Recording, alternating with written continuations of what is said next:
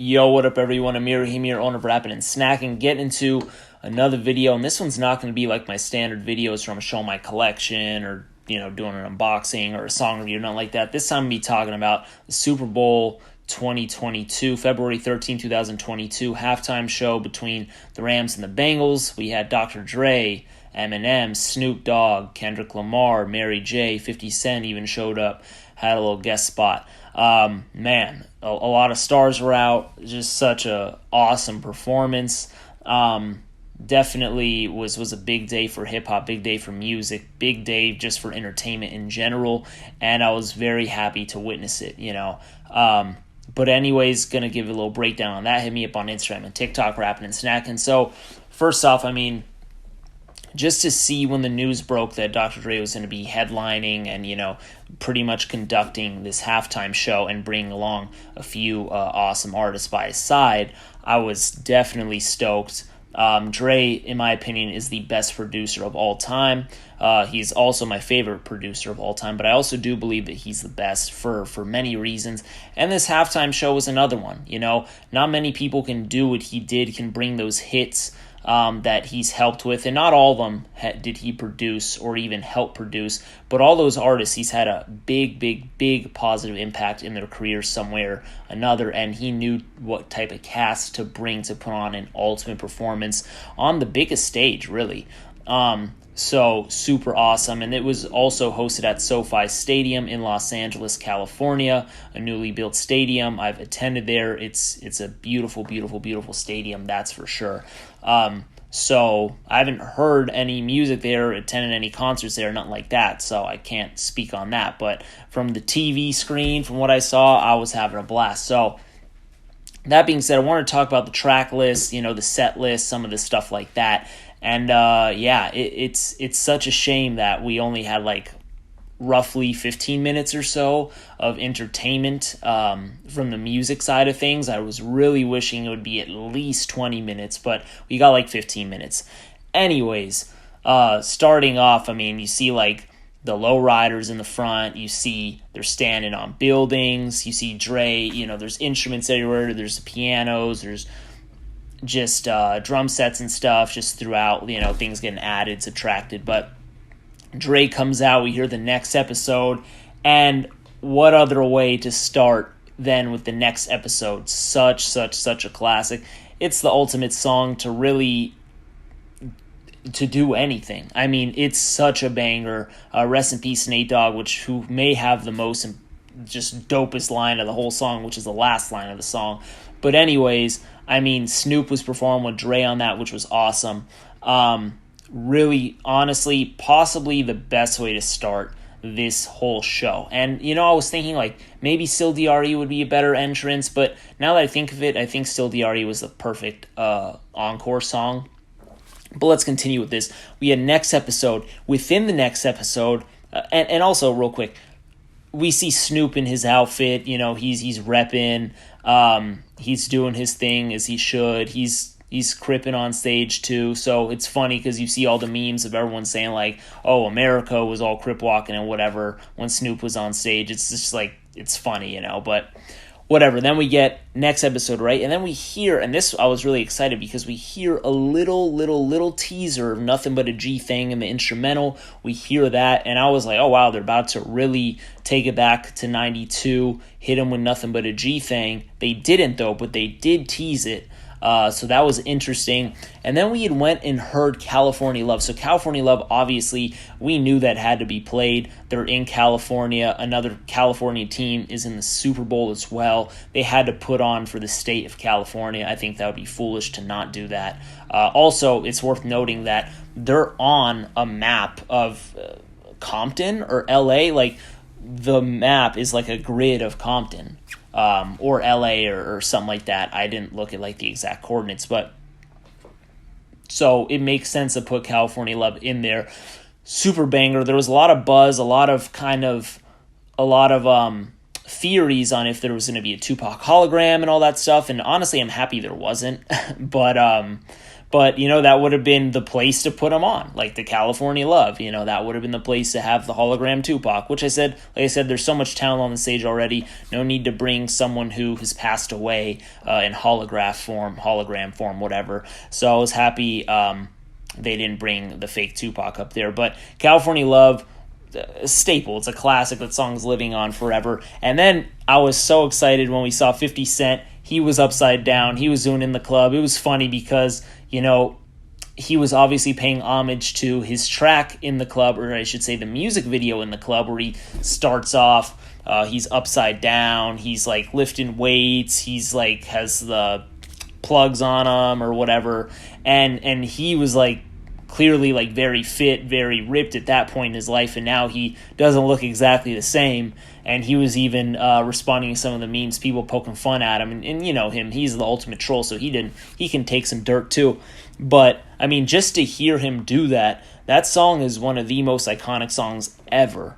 That album is one of the best-selling rap albums of all time. So the fact that 50 Cent was there, I'm so happy. And it wasn't just like a Los Angeles, star-studded affair, right? We had Eminem, who's from Detroit. We have 50 Cent, who's from New York, et cetera, et cetera, et cetera. So it's just dope how it wasn't just LA artists. Rather, these are artists that like I said, Dre was the one pulling the strings here. These are people that he had worked with throughout his career. Some of these people, they had their biggest hits with Dr. Dre. Actually, all of them had their biggest hits with Dr. Dre. So that is just awesome to see that and him bringing them along. And he could have really brought in like 10, 20 people if he wanted to. And that's why I think Dre, not only that, but I think he's just the best producer of all time. There's no other producer that can do things the way he does it and for how long. This concert really spanned 25 years around that of just songs you've been hearing. Because like I said, you heard a little snippet of Nothing But a G thing in there. You went all the way up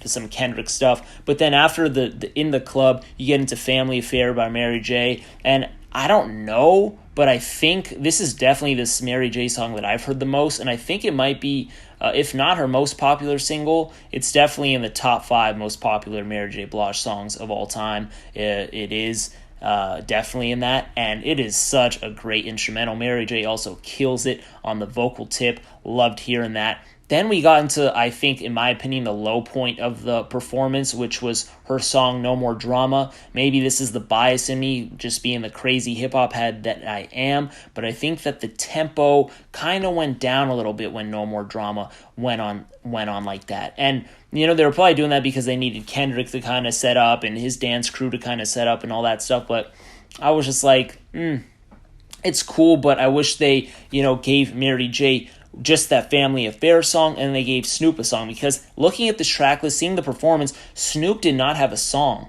He had verses, he did not have a song, because the next episode is not a Snoop Dogg song. That's a Dr. Dre song from the album 2001. Snoop also rapped on Still D.R.E. Once again, not a Snoop song, that's a Dre song also from 2001. So I wish that they had given Snoop a track. Nonetheless, like I said, that Mary J. No More Drama song was my least favorite from the performance. But anyways, let's go on. We heard Mad City. Kendrick came out. I thought Kendrick had the dopest fit of the night. I thought he just looked the coolest in the all black. You saw the jewelry, you saw the shades, you saw the choreography with his dancers. They had the Dre Day sashes on, which is awesome. They were in boxes. I thought that was super clever. Kendrick looked dope. I think the way that the camera was shot was super, super, super awesome. I think the attention to detail in that aspect was possibly the best of the show. And I'm not saying Kendrick's performance was necessarily the best of the show, but I think the way they shot it was the best. And Kendrick is not my favorite artist there, but I think the way that they did it, the choreography was done, and just everything was just awesome. Really hoping we get new Kendrick music, but Mad City is also one of my favorite Kendrick songs of all time. It might be my favorite Kendrick song. It's for sure in the top 5 Kendrick songs for me, my personal taste. And then it goes into All Right, which I was happy we got, because All Right is a super, super, super dope song. Very happy that we had that. And in that song too, what I noticed is that they did bleep out one of his lines regarding the police. So that was interesting. When I heard that live, I was like, oh, they bleeped that out, or he purposely omitted that, whatever. So that was interesting. Then we hear So then he alters his, this is all me going off memory a little bit, he alters his lyrics and he says Forgot About Dre in there, and then I'm like, oh, they're going to play Forgot About Dre, and then what do you know, Eminem comes up and they're playing Forgot About Dre, and it's just a super small like snippet teaser. I'm like, okay, this is interesting, they're going rapid fire flow on here. But then, like I said, it was short, like 10 seconds or whatever it was. And then it goes right into Lose Yourself. I was really pondering. I was like, are they going to do Eminem, new Eminem? Are they going to do old Eminem? Truthfully, in my honest opinion, I really thought they were going to go the new Eminem route. I thought they were going to go maybe like Rap God route. I thought they were going to go maybe something post-2010 Eminem. And I was really hoping they wouldn't, but that was my initial thought. And stupid of me, how did I not guess Lose Yourself? Lose Yourself is the most obvious answer that should have been played, and it was played, and I'm glad it was played because I think Eminem killed it. Obviously it's a little different because how he looks now is so different from how he looks back then. Just the way he was dressed and everything. I mean, the hoodie and stuff, like, okay, sure, but that's just kind of how he's been dressed in like the past 10 years. But Eminem killed it, man. He did so good. I love the kicks he was wearing too. Wish I can get me my hands on those kicks, but even if they did drop them, I probably wouldn't want to buy them because it's probably be too much money. But man, I was so stoked with that Eminem performance, that's for sure. And then after Eminem killed it, we see Dr. Dre come on the piano. I'm like, what's he going to do next? Then he starts playing I Ain't Mad At You, which is very interesting. And the reason why it's very interesting is because, one, I already thought they deaded the Tupac hologram thing when California Love came on, but he plays a little I Ain't Mad At You on the piano. I'm like, oh, is there really going to be a Tupac hologram? Nope. There wasn't. He's just showing off the skills. The dope thing about it, too, and I don't know if this was intentional or not, but the Super Bowl did take place on February 13th. All Eyes on Me, my personal favorite double album in hip-hop history, rest in peace to Tupac, that dropped on February 13th, 1996. Was that intentional? Was that just coincidence? I don't know. I wouldn't doubt if it was intentional, but he had the piano at his fingertips. Obviously, he wanted to play that song. He played it. Then guess what he goes into? Still DRE. Had to be the encore. Had to be the closer. Had to be the anchor. Big time banger. Everyone knows this song. It's a staple. It's amazing. It's a masterpiece. And you know what? I was so happy they closed it with Still DRE because him and Snoop teed it off perfectly. Also, I almost forgot to mention Anderson .Paak was playing drums on Lose Yourself. That was awesome to see him up there. You just see more people that Dre has worked with. So that's just so dope. And it's so cool, man. You see all these artists just working together after all these years. It's a beautiful thing. There's a lot of people who see a lot of negative things in music and try and bring that to the light.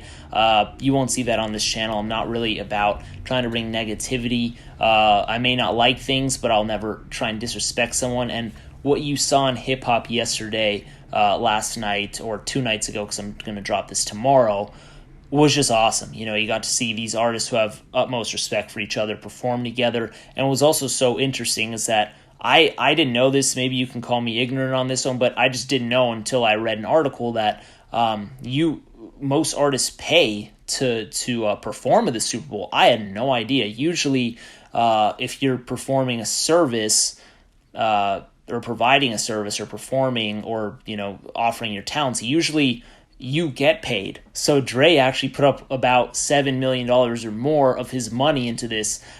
So that was just so interesting. I never knew that, so call me ignorant. But that was just fascinating. Also in LA, so it couldn't have been a better person to do that. And it was just amazing. There were also just little things throughout the show that I thought were cool that I just noticed on first glance. You saw like the Tam's Burgers, which was awesome. You saw Eve After Dark. Shout out to Dre's early career. He used to DJ there, so that was just so awesome. You saw some stuff from some Snoop Doggy Dogg videos back when he was on death row. You saw like the dog portrait, so that was cool because I think that was in his Who Am I, What's My Name music video, or Gin and Juice. I think Who Am I, What's My Name, if I recall, because that's the one where he morphs from himself to the dog, so I thought that was interesting. So man, there was just a lot of dope homage. Like I said, 50 Cent being upside down, wearing the headband. I mean, just so many cool things. And man, just me being like such a hip hop fan, and everyone watching being such hip hop fans, it definitely gave me some goosebumps. It made me feel good. A lot of people were texting me after the show, basically saying like, "Oh, did you see that? Did you see it?" It's like, of course I'm watching it, man. Why wouldn't I watch that? That's royalty in the building. So it was definitely awesome. My personal favorite Super Bowl halftime show. I haven't seen them all, but I might be a little too biased to change my mind on that. So it was so awesome. My favorite song, I mean, I'm looking at this track list real quick. I just typed it on my computer. I mean, oh man, it's a little tough. I might honestly be biased and go with the Still DRE Encore Closer. I just think that was so magnificent. But honestly, I think that the way Kendrick came out was super special. I think the way they were in boxes, this Dre Day sashes, that was super dope. I mean, just everyone had their moments, right? Mary J coming out was super hard. I think 50 Cent was so funny when he was upside down. The memes we got from that. I thought Snoop Dogg was dope. Like I said, I wish we got a Snoop Dogg song. That's my biggest complaint, is we should have gotten a Snoop Dogg song instead of a second Mary J song. Because if you look at the star-studded cast, I would argue that, Kendrick, he had Mad City and All Right, but Mary J is the only other person aside from Dre who had 2 tracks. Like Eminem should have gotten 2, or Snoop should have at least had 1 track, a solo track by Snoop. I'm not talking about a feature with Dre on it. I mean like a Who Am I, What's My Name, or a Gin and Juice or something. I mean, his career spans 30 years now. He can put something up there. He's one of the most relevant rappers of all time, and his discography is incredibly deep. So that's my biggest gripe. I think, the sets and all that, I think those were pretty dope. I think, there could have been some better things going on with the sets and whatever, but I think as far as the actual music, the songs themselves, this is why Dre, in my opinion, is the greatest of all time. I think he's done so many things, whether it's working with hip-hop artists, whether it's bringing out artists who had a low buzz but never reached stardom, and he brought them to stardom.